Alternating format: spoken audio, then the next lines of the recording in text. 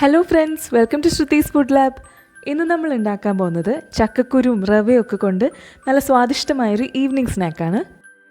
അപ്പോൾ റെസിപ്പിയിലേക്ക് കടക്കുന്നതിന് മുമ്പായിട്ട് നമ്മുടെ ചാനൽ ആദ്യമായിട്ട് കാണുന്നവരുണ്ടെങ്കിൽ എന്തായാലും ഒന്ന് സബ്സ്ക്രൈബ് ചെയ്യുക. സൈഡിലുള്ള ബെൽ ബട്ടൺ എനേബിൾ ചെയ്തിട്ടുണ്ടെങ്കിൽ നമ്മുടെ ലേറ്റസ്റ്റ് അപ്ഡേറ്റ്സ് എല്ലാം നിങ്ങൾക്ക് കിട്ടുന്നതായിരിക്കും. അപ്പോൾ നമുക്ക് റെസിപ്പിയിലേക്ക് പോവാം.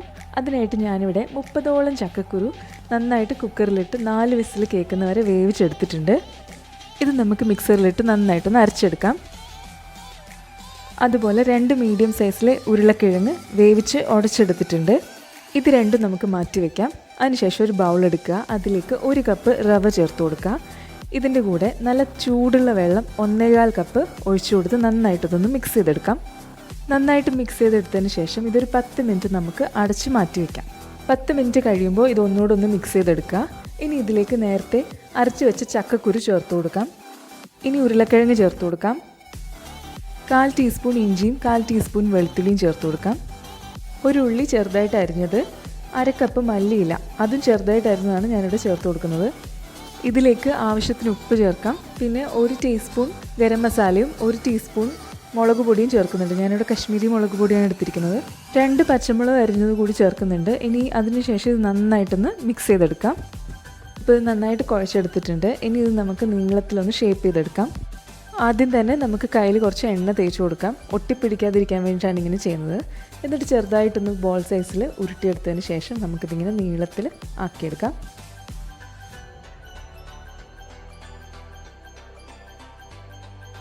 ഇതിപ്പോൾ ഒരു ഫിംഗർ ഷേപ്പിലാക്കി എടുത്തിട്ടുണ്ട്. ഇതേപോലെ തന്നെ ബാക്കിയിരിക്കുന്നത് കൂടി ഈ ഒരു ഷേപ്പിൽ നമുക്ക് ചെയ്തെടുക്കാം.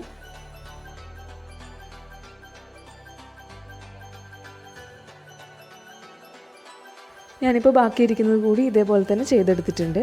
ഇനി നമുക്കിത് കോൺഫ്ലവർ വെച്ചിട്ട് ഇതൊന്ന് കോട്ട് ചെയ്തെടുക്കാം. അതിനായിട്ടൊരു 3/4 കപ്പ് കോൺഫ്ലവർ ഞാൻ എടുത്തിട്ടുണ്ട്.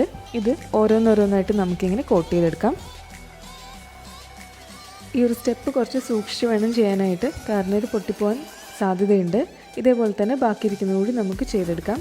ഇപ്പോൾ ചക്കക്കുരു ഫിംഗേഴ്സൊക്കെ ഇങ്ങനെ കോട്ട് ചെയ്തെടുത്തിട്ടുണ്ട്. ഇനി നമുക്കിതൊന്ന് ഫ്രൈ ചെയ്തെടുക്കാം.